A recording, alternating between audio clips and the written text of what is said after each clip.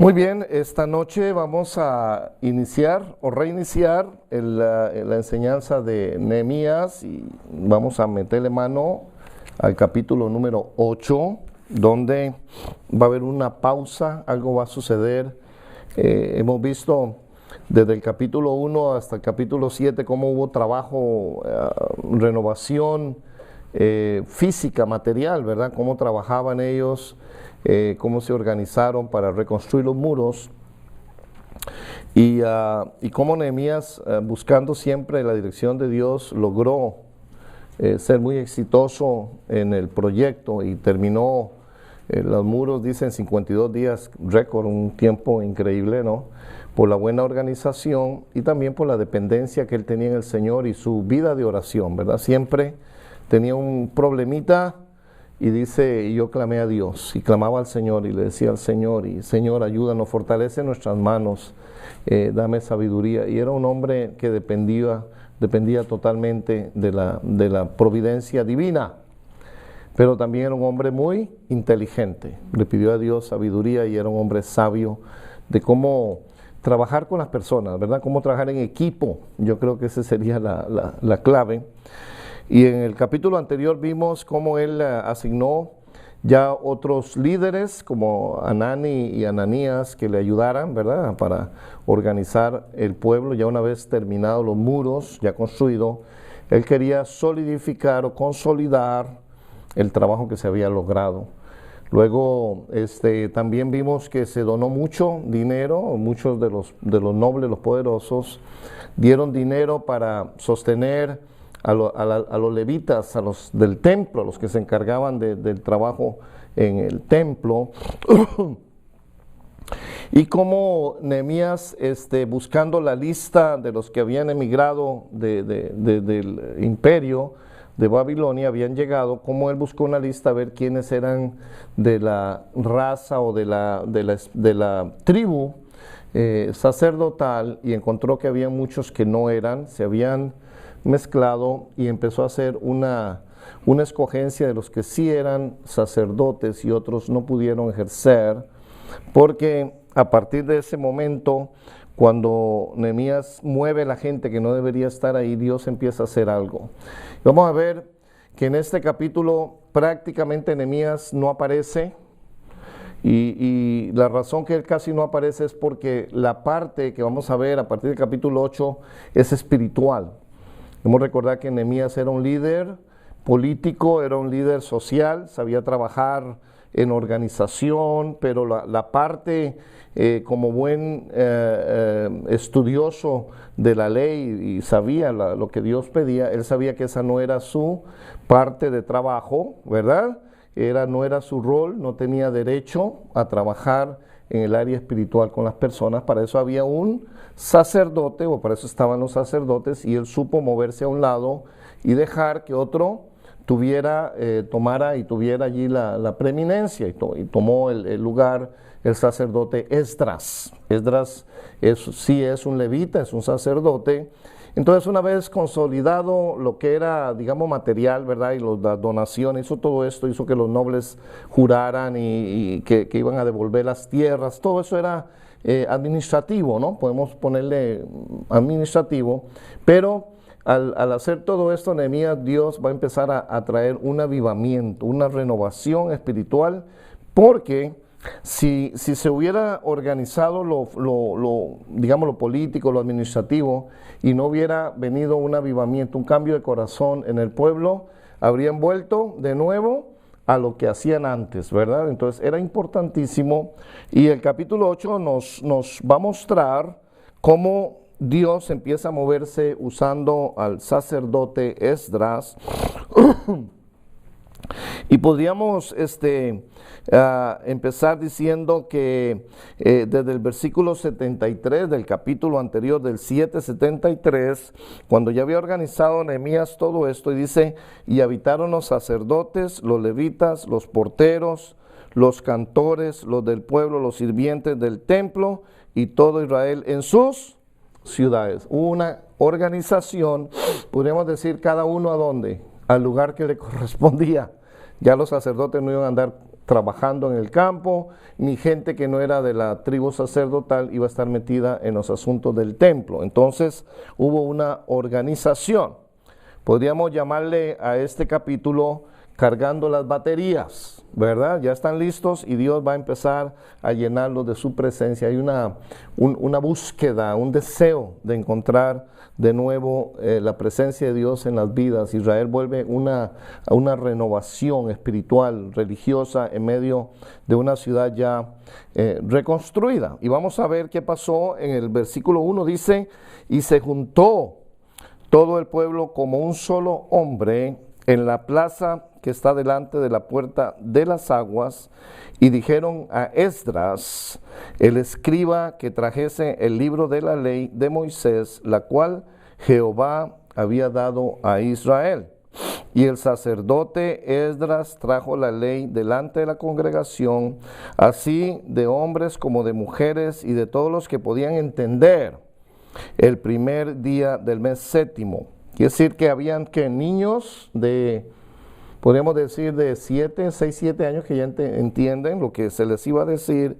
Estaban todos los adultos, mujeres y hombres, todos atentos. Y versículo 3, y dice, y leyó en el libro delante de la plaza que está delante de la puerta de las aguas, desde el alba. ¿Cuándo es el alba? Cuando apenas el sol sale, muy temprano, y lo leyó Esdras desde el alba hasta el mediodía en presencia de los hombres y mujeres y de todos los que podían entender, y los oídos de todo el pueblo estaban atentos al libro de la ley. Quiere decir que, ¿cuántas horas le podríamos calcular que estuvieron de pie oyendo? Del alba, diríamos 6 de la mañana, por lo menos 6 horas de pie en la plaza, y todos estaban atentos.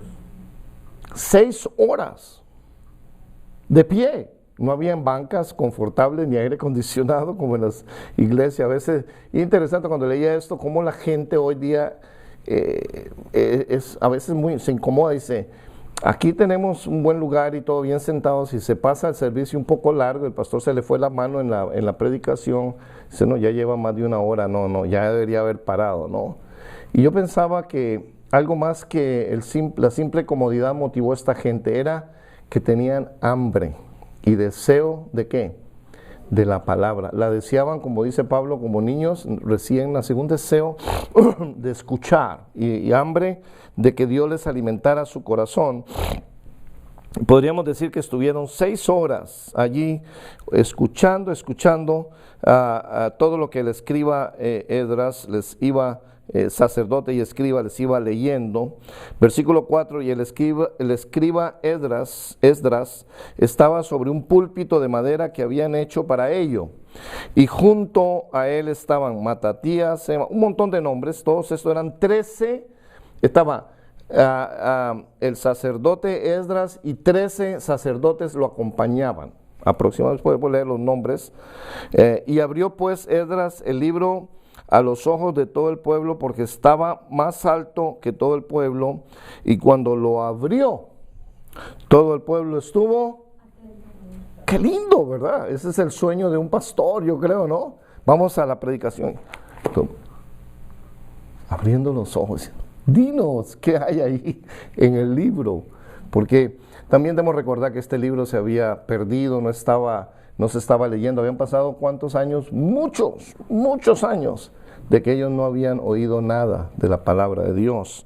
Y dice que todos estaban muy atentos. Versículo 6, y bendijo entonces Esdras a Jehová, Dios grande, y todo el pueblo respondió, amén, amén. Y alzando sus manos se humillaron y adoraron a Jehová, inclinados a tierra. Es una acción de que, una actitud de qué, de entrega, de sumisión, de humillación delante del Señor. Y los levitas, ahí están los nombres, otra vez Jesúa, Bani, Serebías, Jamín, etcétera, 13.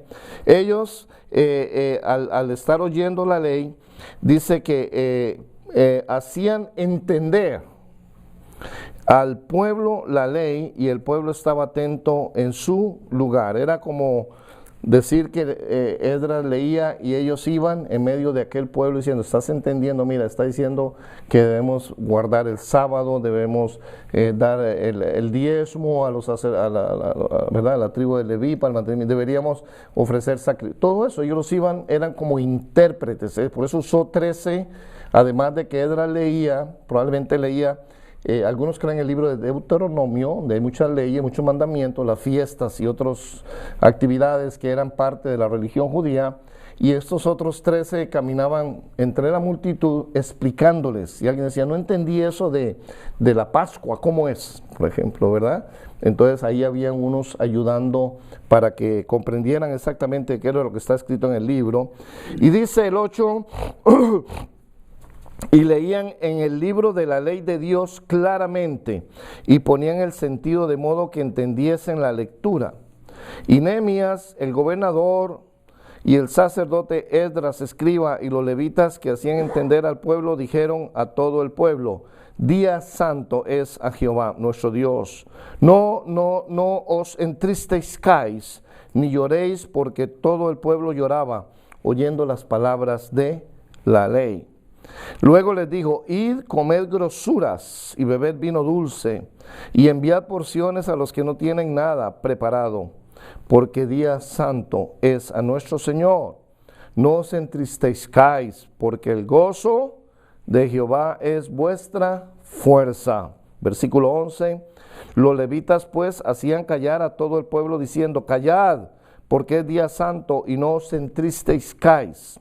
Y todo el pueblo se fue a comer y a beber y a obsequiar porciones y a gozar de grande alegría, porque habían entendido las palabras que les habían enseñado. Al día siguiente se reunieron las cabezas de las familias de todo el pueblo, sacerdotes y levitas, a Esdras el escriba, para entender las palabras de la ley. Y hallaron escrito en la ley que Jehová había mandado por mano de Moisés que habitasen los hijos de Israel en tabernáculos en la fiesta solemne del mes séptimo, y que hiciesen saber y pasar pregón. ¿Qué es pregón? Aviso, anuncio, un anuncio por todas las ciudades y por Jerusalén, diciendo, salid al monte y traed ramas de olivo silvestre, de arrayán, de palmeras y de todo árbol frondoso para hacer tabernáculos como está escrito. Versículo 16, salió el pueblo y trajeron ramas e hicieron tabernáculos, cada uno sobre su terrado, en sus patios, en los patios de la casa de Dios, en la plaza de la puerta de las aguas y en la plaza de la puerta de Efraín. Y toda la congregación que volvió de la cautividad hizo tabernáculos y en tabernáculos habitó, porque desde los días de Josué, hijo de Nun, hasta aquel día no habían hecho así los hijos de Israel. Y hubo alegría muy grande. Y leyó Esdras en el libro de la ley de Dios cada día, desde el primer día hasta el último. E hicieron la fiesta solemne por 7 días, y el 8º día fue de solemne asamblea, según el rito, según la costumbre. Y esta fiesta, si alguno no se acuerda, que hemos leído antes, la fiesta de los tabernáculos era una fiesta muy importante, porque era recordar. ¿Qué recordaban ellos? El éxodo, la salida de Egipto por mano de Dios. Moisés los había guiado en el desierto, y ellos durante 40 años habían vivido en tiendas, en carpas. Entonces, una de las cosas importantes para los israelitas era celebrar, recordar este periodo de transición, y daban gracias también por la cosecha, era parte de eso, las primicias y la cosecha, de manera que era una fiesta muy importante y muy alegre. Era una fiesta de recordar, y no solo recordar, era una fiesta de celebración, porque Dios los había liberado con mano poderosa. Bien, muy bien, lindo el pasaje, ¿no es cierto? ¿Cómo deseáramos los pastores ver a la gente como los israelitas aquí, verdad? Atentos y wow, deseosos, dice, háblanos, dinos más, explícanos más, ¿no? Y yo creo que cuando un pastor predica y ve a la gente con hambre de la palabra, le da más ánimo, dice, qué lindo, le estamos enseñando y la gente está aprendiendo con deseo de conocer más la voluntad del Señor. Había entonces una hambre y ya Nehemías dijimos que ya estaba listo el muro, reconstruido, habían los encargados de guardar la ciudad, los guardas, había puesto gente en las puertas, se acuerda que la cerraran a la mañana, a la abrir de la mañana, la cerraran en la noche, había reorganizado el sacerdocio, pero ahora llega el momento donde el pueblo necesitaba una renovación espiritual completa que estableciera en él un verdadero sentido de comunidad. Tenía que haber habido coinonía. Acuérdese, si regresamos un poquito, una de las quejas que habían en el capítulo, creo, 5, era que les estaban, las familias se quejaban, ¿no? Porque les habían hecho que pagaran interés en los préstamos, sí, y le habían prestado grano, y como no podían pagar, les habían quitado las tierras, y aún sus hijas habían sido dadas en esclavitud, servicio, ¿verdad? Y ellos estaban molestos, y decían, es que no es justo, ¿verdad? Que todos trabajamos y queremos reconstruir la ciudad y estar en unidad, y nos estén explotando nuestros propios hermanos. Nehemías tuvo la sabiduría, ¿verdad?, de llamar a los nobles y a los que estaban haciendo esto, y los hizo devolver y jurar que no les cobraría, más bien les iban a dar un dinero extra por lo que le habían cobrado. Entonces tal vez habían rencillas, ¿verdad? Fulano de tal fue el que me hizo que mis hijas estuvieran esclavas ahí, y fulano de tal me quitó la huerta, me quitó la hacienda, y había, ¿qué podemos decir?, un poco de problemas relacionales. Dios necesitaba que ellos volvieran a una unidad, porque un pueblo separado, un pueblo dividido no va a prosperar. Y esta renovación espiritual precisamente apuntaba hacia una coinonía. ¿Qué es coinonía? Un compañerismo, una relación de hermanos, una relación que solidificara los logros ya de la ciudad, ¿verdad? Entonces, hay un avivamiento. Los israelitas necesitaban estar bien con Dios si deseaban prosperar como una nación. Necesitaban tener una identidad. Ya físicamente los muros los mostraban que eran una nación ya con más poder, protección, pero si no hay unidad dentro de los muros, va pronto a volver a la misma situación anterior de apartarse del Señor, apartarse de la ley. Su interés en las realidades espirituales los guió a solicitar, le pidieron a Esdras, ellos fueron, mire, es interesante que no fue que se les impuso, dice que ellos vinieron y se juntaron en una plaza grandísima, a frente de una fuente, y le llamaron y le dijeron, que nos lean, por favor, y llamaron a Esdras, que era el escriba, el que sabía, y tal vez era el único que tenía el libro guardado. Él no sabía la gente no sabía de la ley, no sabía de los profetas. Y Esdras, ¿qué es un escriba? El encargado de escribir o copiar, un copista de las escrituras, encontró este libro. Y ellos le pidieron, ¿nace de quién este avivamiento? Del pueblo. Esto es bien importante. Dios siempre empieza los avivamientos cuando el pueblo de Dios tiene hambre y sed de Él. Y hay una búsqueda. Claro, Dios usa el sacerdote Esdras y va a usar el ministerio y diferentes ministerios para que el avivamiento sea una realidad. Pero nace del corazón del pueblo con un deseo de una búsqueda sincera del Señor.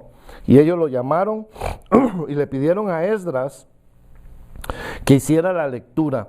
Y este deseo, al parecer, se desprendió de 3 hechos sin aparente relación. Lo voy a decir por qué tuvieron ese deseo.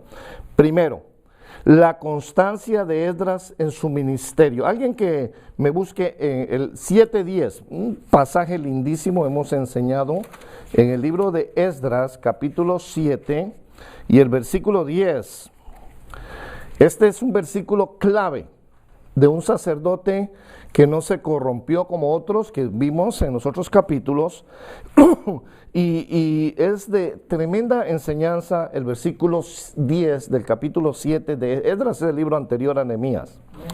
Dice, porque Esdras había preparado su corazón para inquirir la ley de Jehová y para cumplirla y para enseñar en Israel sus estatutos y decretos. ¿Por qué lo buscaron a Esdras? Porque Esdras había preparado ¿qué? Su corazón. Y lo había preparado para inquirir. ¿Qué quiere decir inquirir? Averiguar, investigar, escudriñar, estudiar la escritura. Y no solo se había preparado y la había buscado, dice que estaba dispuesto a ¿qué? A cumplirla. Qué lindo, ¿verdad? Cuando vemos una persona que no solo sabe mucho, que no solo enseña muy bien, pero que cumple y enseña por ejemplo. Y por eso Dios levanta a este hombre, un hombre dedicado a Dios, y ellos lo buscan. Dice que le dijeron, Esdras, por favor, léanos la ley. Entonces, el primer factor para un avivamiento fue que Esdras era un hombre sincero, tenía una constancia en las cosas del Señor. Amén. El segundo factor que inicia esta renovación en el pueblo fue el ejemplo inspirador de Nehemías. Nehemías impacta a la gente. Quizás entre ellos decían, bueno, este Nehemías que no es que nació en otro país y que anda haciendo acá y ha gastado todo su dinero aquí, ha invertido, ha liberado a algunos de nuestros hermanos judíos, porque dice que él pagó el rescate de algunos que habían sido esclavos, ha sacado de su dinero, ha alimentado a un montón de gente, su casa está abierta como comedor público. Este hombre vino sin ningún interés. Todo lo que tenía Nehemías, ¿qué era? Un deseo de servir a Dios y ayudar al pueblo de Israel. No traía detrás ninguna agenda para hacer, como decía Sanballat que se había, o Gesén, ¿no? Que quería hacerse rey. Nada de eso. Él venía para ayudar, servir y dar de sus propias fondos, de sus propias posibilidades, todo lo que podía. Entonces, el ejemplo de Nehemías tenía que haber motivado a los nacionales, a los locales, ¿verdad? Viendo a un extranjero haciendo tantas cosas por ellos, tiene que haber motivado a muchos y de haber dicho ellos, si aquel que no le interesa vive en otro lugar, luego se va a ir, está haciendo tanto por esta ciudad, por este pueblo, cuanto más yo que vivo en este lugar. Segunda razón que se inspiraron. Y luego, lo tercero fue una nueva convicción de la rectitud, de la justicia que Dios requería de ellos. Se conmovieron en su corazón, reconocieron, y recuerden que Nehemías los había hecho jurar, ¿verdad? De que nunca más iban a explotar a sus hermanos. Entonces ellos tuvieron un encuentro realmente con su misma situación y dijeron, wow, tantos años hemos estado haciendo esto, nos parecía bien y nos hemos dado cuenta que estamos quebrando la ley de Dios y estamos ultrajando a nuestros propios hermanos. Entonces, una convicción, y eso nace del reconocimiento del error, del pecado, y eso es una de las claves para los avivamientos, reconocer que Dios requiere justicia y rectitud y que nosotros no cumplimos con ese requisito y necesitamos arrepentirnos. Entonces hubo un arrepentimiento, una nueva convicción y empieza algo nuevo. Esta nueva conciencia pudo haberse despertado cuando aquellos que no pudieron probar la pureza de la genealogía también fueron sacados. Muchos dijeron, aquí la cosa no es jugando. Antes teníamos ahí unos sacerdotes que eran medios enredados, ahora es todo limpio, claro, a la luz de la verdad. Y eso hizo que mucha gente se sintiera conmovida personalmente. Dice, ¿cómo estaré yo? Si aquellos sacerdotes que estaban ahí los sacaron porque no estaban correctos, pues yo tengo que poner mi vida en las manos del Señor y vivir en rectitud. Como resultado de la llegada del mes séptimo, él dice que el del Tisri, el mes del calendario hebreo, los hijos de Israel abandonaron los pueblos y las ciudades para ir a Jerusalén, que era la ciudad de Dios. Ellos iban ahí y allí se juntó, dice, todo el pueblo como un solo hombre en la plaza que está delante de la puerta de las aguas, y le dijeron a Esdras, el escriba, que trajese el libro de la ley, la cual Jehová había dado a Israel. Pidieron a Esdras que le leyera el libro de la ley. Con tal demanda hicieron ver que tenían un hambre espiritual por la palabra del Señor. Qué tremendo, ¿verdad? Que no fue que Esdras dijo, venga porque ustedes necesitan oír. Ellos querían oír. O sea que nació en su corazón un deseo de escuchar lo que Dios tenía para ellos. Bien, estando todos reunidos en la plaza frente a la puerta de las aguas, nos dice Nehemías, Esdras subió a un púlpito de madera que había sido preparado para esta ocasión y apareció en dicho lugar acompañado de 13 sacerdotes. Usted cuenta los nombres que están ahí medios enredados, son 13. Antes de leer la ley los guió a oración. Qué importante es la oración previa a cualquier otra cosa. Pidió la bendición para todos los presentes y ellos respondieron. ¿Cómo respondieron? Amén, amén. Amén, amén. ¿Qué quiere decir amén, amén? Así sea, así sea, así sea. Es una confirmación de que lo que están oyendo y lo que están orando y lo que Dios les va a enseñar a través del libro es verdad y lo van a cumplir. Y otra cosa dice que estaban alzando sus manos al cielo. ¿Y qué más hicieron? Se humillaron y adoraron a Jehová inclinados en la tierra. O sea, se postraron arrodillados en esta, ¿verdad? En esta posición diciendo, amén, amén. Todo el pueblo, desde el que entendía, me imagino, niños, ¿verdad? Mujeres y hombres, todos a una. Dice que eran como un solo. No había gente que se quedaba, no, yo no me inclino, yo no alzo las manos. No, todo lo hicieron en unidad. ¿Qué quiere decir eso? Que cuando hay unidad, el Espíritu de Dios se va a mover ahí. Va a suceder algo diferente, algo especial. Cuando hay división de pensamiento, nada pasa. Entonces, todos ahí en tierra, y en todas estas acciones vemos el reflejo del deseo. ¿Cómo estaba el corazón de ellos? Estaban conscientes de sus necesidades y prontamente se unieron a Esdras para pedir al Señor que fuera bueno, que fuera benévolo para con ellos. Durante esa oración de Esdras, toda la congregación permaneció con las manos extendidas hacia el cielo, presentando las palmas, ¿verdad? La parte de las palmas de sus manos hacia Dios. Y luego así, ¿qué quiere decir esto? Esta es una forma muy tradicional judía de decir, Señor, mis manos están vacías. No tengo nada. No tengo nada. Todo lo que necesito viene de ¿quién? ¿Se ha dado cuenta, por ejemplo, cuando una persona pide limosna, cómo pone la mano vacía, ¿no? Bueno, es una forma simbólica de decirle a Dios, ¿sabes qué? Mira, no tengo nada. Y todo lo que tengo y todo lo que necesito, tu mano es la que me lo va a dar. Tú eres mi proveedor. Qué linda acción, ¿verdad? Y en humillación, hincados.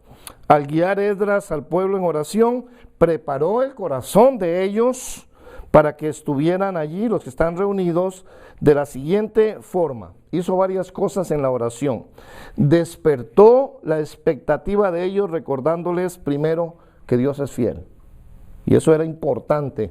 Dios es fiel. Dios es un Dios que no cambia. Él ha prometido, Él va a cumplir. Segundo, al inclinarse ellos en oración ante el Señor, el pueblo se identificaba que sus acciones eran de total y completa sumisión a la autoridad divina. ¿A quién se le inclinaban? A un rey, ¿cierto? Tú eres el rey, yo soy tu súbdito. Esa actitud de humillación y de inclinación delante de Dios es tu autoridad, es sobre mí. Estoy sometido bajo tu autoridad. Qué bonita simbología la de las manos, la de la inclinarnos en el suelo. Y cuando terminó la oración, Esdras desdobló eran pergaminos. Acuérdate que cuando dice libro no era como lo de nosotros, eran rollos, pergaminos, y leyó el libro de la ley, dice, en presencia de los hombres y mujeres y de todos los que podían entender. algunos de los que investigan mucho esto dicen que creen que fue el libro del Deuteronomio, el que tenemos nosotros en el Pentateuco, ¿verdad? Los primeros libros de la Biblia. Y no hay duda que la reacción del pueblo se ajustaba a este texto. Cuando ellos empezaron a oír todos los requisitos, los mandamientos que no habían cumplido por tantos años, se pusieron ¿a qué? ¿Y cuál era el llanto? ¿Qué simbolizaría ese llanto?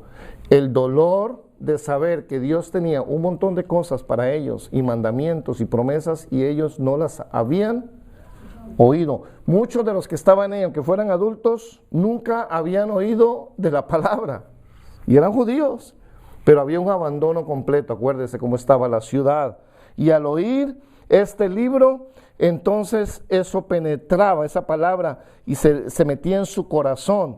Y entonces dice que los levitas hacían entender al pueblo la ley, los mandamientos de Dios, y las palabras explicadas en esta forma eran comprendidas por todos los que escuchaban, y la reacción mostraba el efecto que tenían en su mente, su emoción y su voluntad. Caían ahí, ¿verdad?, llorando y reconociendo. Y la renovación espiritual del pueblo de Judá se inicia con un reto en la mente. Es un reto a pensar, a entender, a oír la voluntad de Dios. Primero tenemos que entender qué es lo que Dios demanda de nosotros. Segundo, ese efecto de entender y recibir el mensaje trae una exhortación que nos mueve emocionalmente a qué vamos a hacer, ¿verdad? ¿Qué hacemos ahora? Ya sabemos la ley de Jehová, ahora sabemos lo que Dios requiere. Ahora, después de saber eso, somos movidos o conmovidos para cumplir la ley de Dios. Y aquí aparecen tres cosas. Ya estaban ellos bien enterados de las enseñanzas de la ley. Les explicaban, los levitas andaban ahí. Mire, entiende, vea, esto es lo que dice el Señor. Esto es lo que dice la ley, esto es lo que dice la palabra. Ellos decían, sí, sí entendemos, amén, amén. Se fueron llenando de, primero, ¿qué? Un conocimiento mental, un conocimiento para comprender bien la palabra. Entonces sabían la ley. También ahora el pueblo compara su conducta con las reglas seguidas por el resto del mundo. Dice, Dios, nuestro Dios tenía un plan para nosotros. Nosotros estamos viviendo como ¿quién? Como los paganos, ¿cierto? Tenemos años de ni saber nada de Dios. Se habían metido o se habían mezclado entre pueblos paganos que adoraban ídolos. Y cuando ellos empezaron a ver lo que Dios demandaba, ellos se descubrieron que ellos eran un pueblo que diferente, escogido, separado. Por eso Dios los había llamado. Segundo, ellos cobran conciencia de sus pecados. ¿Por qué? Porque se dan cuenta lo que la ley demandaba de ellos, y ellos habían estado en pecado por muchos, muchos años. Comprueban cuánto se habían apartado de las leyes de Dios. Y tercero, el convencimiento de ese pecado hace que sus corazones se fortalezcan, reconozcan su maldad, y su arrepentimiento es expresado de forma física. ¿Se ponen a qué? A llorar. ¿No dice Jesús que bienaventurados los que lloran, porque ellos recibirán consolación? Y cuando Jesús dice eso, es que lloran por su situación. No es porque lloran porque le han hecho un mal, es por reconocer nuestra maldad, nuestro pecado. Y Dios trae inmediatamente sanidad a nuestros corazones. Ellos se conmovieron cuando reconocieron que habían hecho todo lo malo delante de Dios, aún por la ignorancia. ¿Por qué? Por años no habían oído que existían esas leyes y esos mandamientos. También los días de la fiesta en adoración de Israel habían sido instituidos con el fin de que construyeran, que formaran ocasiones de gran gozo. Las fiestas, y creo que son como 7 fiestas, ¿verdad?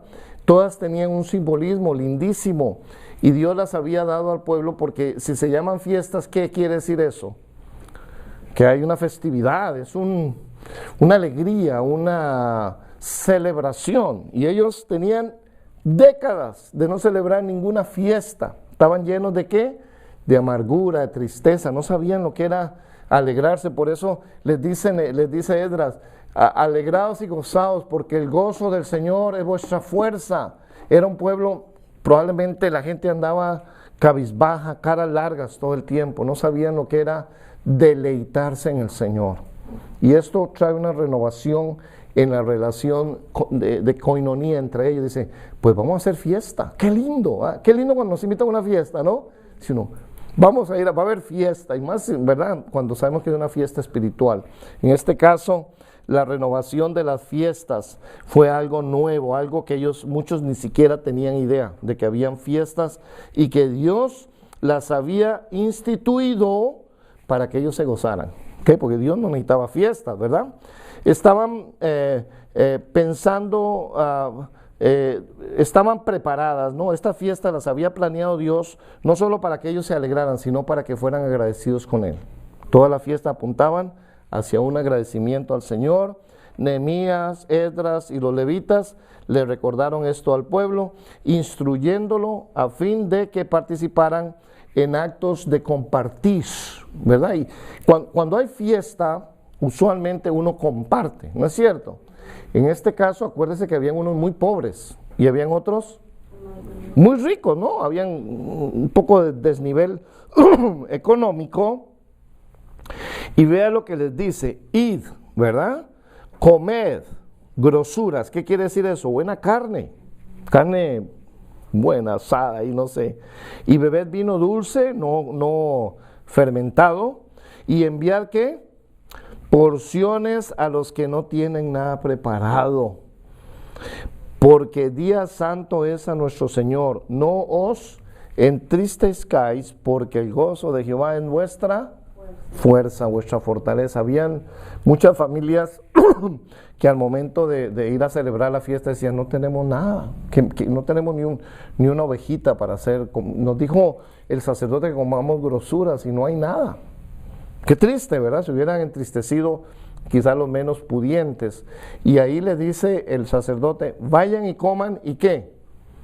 Y compartan con los que no tienen, porque en una fiesta de eso se trata, ¿verdad? Una fiesta donde todos, tanto los que pudientes o los que menos podían, todos se iban a alegrar porque era día de fiesta del Señor. Y eso nos da una enseñanza en nuestros días también, que hay que compartir con los demás porque debe haber un día de gozo. Aunque una renovación espiritual comienza con el conocimiento de la palabra y está encaminada a tener un efecto determinado en nuestras emociones, no tendrá un efecto duradero a menos que afecte nuestra voluntad. Tenemos que someternos a lo que dice el Señor. En el párrafo final ya vimos el deseo del pueblo de conocer y hacer la voluntad de Dios. Nehemías 8, 13 al 18. Ellos dijeron, amén, queremos servir, queremos hacerlo. Tú nos estás pidiendo. Se reúnen, le dicen a Esdras qué hay que hacer, queremos entender, y hallaron en el libro de Moisés escrito lo que ellos tenían que hacer. Había una predisposición del pueblo para obedecer la palabra del Señor. Al siguiente día se reunieron las cabezas de las familias del pueblo y le pidieron que los instruyera. Qué lindo, ¿verdad? Estos son los jefes de familia.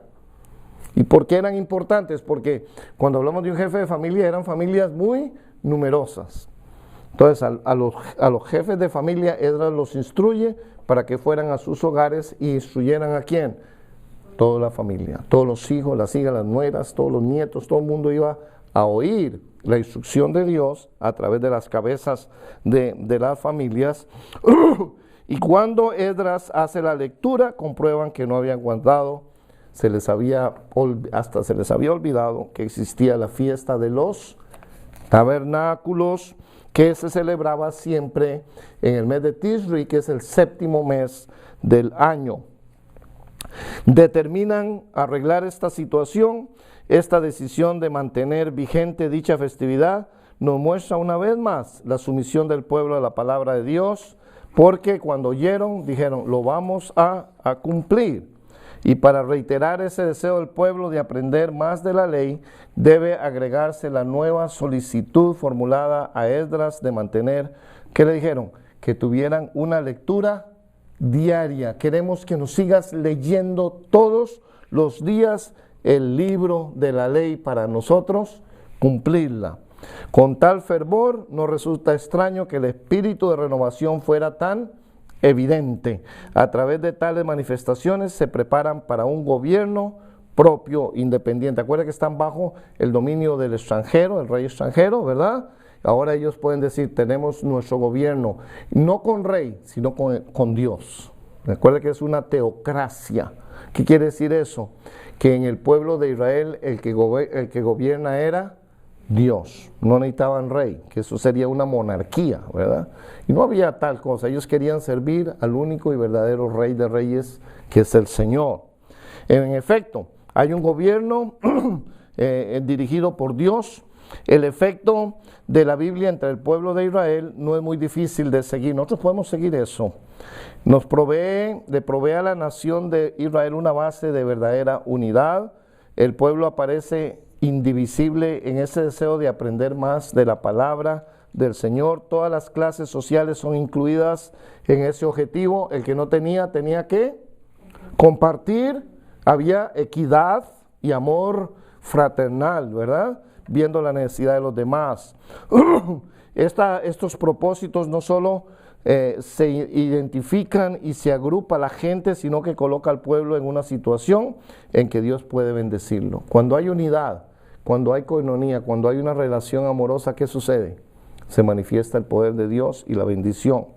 Se asocian para mostrar respeto por la ley, mientras anteriormente no eran aptos para el gobierno propio por sus continuas rencillas, pleitos y divisiones, explotación del hombre por el hombre, todo eso estaba ahí. Ahora hay un espíritu de renovación que vino a sanar todas las diferencias, todos los enojos y pleitos que habían, y a medida que el pueblo fue aprendiendo más de la ley de Dios, su identidad como nación fue fortalecida. Entre más conocemos la palabra, más entendemos quiénes somos, ¿no es cierto? Dios empieza a revelarnos toda la verdad y empieza a haber una unidad en medio de nosotros.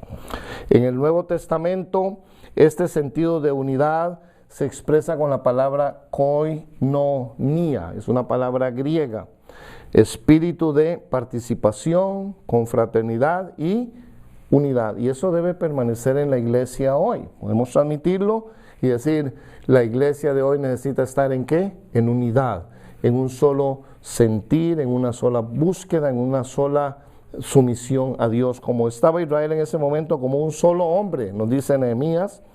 Este es el lazo que une a los creyentes los unos con los otros en el vínculo de la paz, dice Pablo. Y el Espíritu de Dios es lo que está haciéndonos que seamos uno, ¿verdad? Jesús ora allá en Juan 17, dice, para que sean uno, y así el mundo crea que tú me enviaste. En este sentido de comunidad está basado una similitud de naturalezas, porque somos un pueblo con diferentes tal vez ideas, razas, idiomas, pero unidos bajo un solo sentir, y es un solo Señor, Cristo es nuestro Señor. Somos una unidad diversa, aunque somos diferentes, somos una unidad en el Señor. Nos ayuda a vivir juntos en armonía gracias a un verdadero sentimiento de amor mutuo, porque el amor es lo que nos va a unir en el Señor, el amor. El resultado práctico de este tipo de confraternidad se manifiesta en la forma que los cristianos llevan la carga de los hermanos más débiles. La Biblia dice que llevemos las cargas los unos de los otros, nos dice Pablo en Romanos capítulo 1, y también Corintios 8 habla de que debemos tener una relación mutua y ayudarnos mutuamente. Esta unidad no queda establecida sobre ningún denominador común, puntos doctrinales sobre los cuales todos convienen. Debemos tener una misma fe, una misma creencia para que haya unidad. En lugar de ello, Cristo es mantenido en reverencia como Señor, y la sumisión se dirige a la autoridad de Dios Padre. Él es el Señor nuestro, ¿verdad? La unidad de fe de que habla la Biblia permite la diversidad sin divisiones y la uniformidad sin una conformidad controlada. No todos somos iguales, pero tenemos algo en común. ¿Quién? Cristo Jesús. Podemos tener gustos diferentes o ideas un poco diferentes, pero nos une el amor fraternal y la koinonía a través de Cristo Jesús y el sello que hemos recibido del Espíritu Santo. Vamos a sellar con el mismo Espíritu. Y eso es bien importante. Y esas pequeñas diferencias las podemos poner a un lado para que permanezca el amor fraternal. La palabra de Dios se convierte en nuestra autoridad e influye sobre nuestros negocios y nuestras costumbres sociales. En la misma medida en que sigamos las instrucciones y las enseñanzas de la Biblia, seremos capaces de disfrutar de las bendiciones de Dios en nuestra vida. Las bendiciones de este tipo de confraternidad son muchas. Hay tantas. Mire, cuando vivimos en el mundo pensamos que teníamos un montón de cosas que disfrutamos y nos gustaba esto y lo otro, hasta que vinimos a comprobar que el verdadero deleite está en medio del pueblo de Dios. Ahora sí sé yo lo que vale la pena. Pensé que antes aquello era bonito, pero esto no tiene nada de comparable a aquello. Ahora nos podemos deleitar. Dice el Señor, deleítate en el Señor. Amén.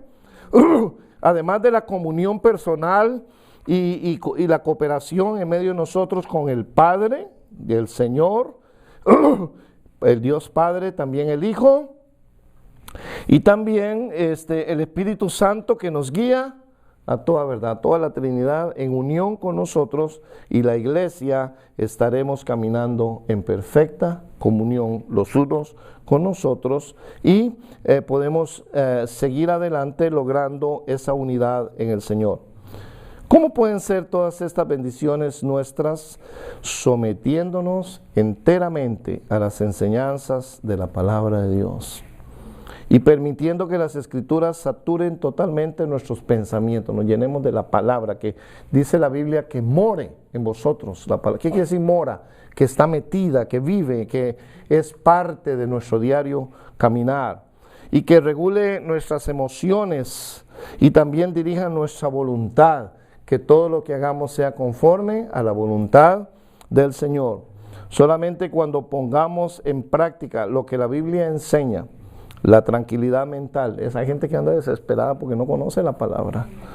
Y espiritualmente también anda muchos desesperados. Un niño ahí que estamos oyendo que se quiere suicidar porque le falta ¿qué? Conocimiento de la palabra. Y también el bienestar emocional. Todas estas cosas pasarán a formar parte de nuestra experiencia. Vamos a vivir una vida plena en el Señor. ¿Cómo puede ser esto obtenido?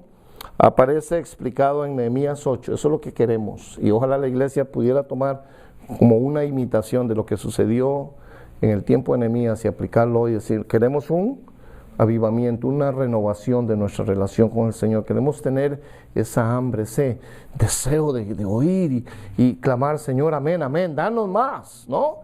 Y levantar nuestras manos al Señor y decirle, mira, no tenemos nada, pero todo lo vamos a recibir de ti. Y humillados delante del Señor, reconociendo que Él es el Señor, nosotros somos sus siervos, su pueblo.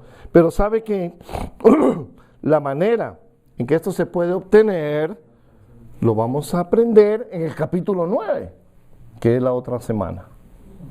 ¿Estamos bien? Y lo vamos a dejar con esa incógnita, así, yo más tarde lo voy a ir a leer el capítulo 9. Pero vemos la planificación, cómo Dios empieza a mover ahora en medio del pueblo. Era un pueblo rebelde, ¿no? Estaban duros, decimos. Nehemías, mejor déjalos ahí, vete otra vez para Susa, ya estaba mejor. Pero sabe que el ejemplo de Nehemías, el respeto a Esdras, un sacerdote, no de esos corruptos como habían unos, hasta habían sido sobornados, un hombre en rectitud, que indagó, que buscó la palabra, que estaba listo para enseñar y vivirla. Y esta renovación nacional hizo que el pueblo, ese pueblo que parecía horrible, ¿no?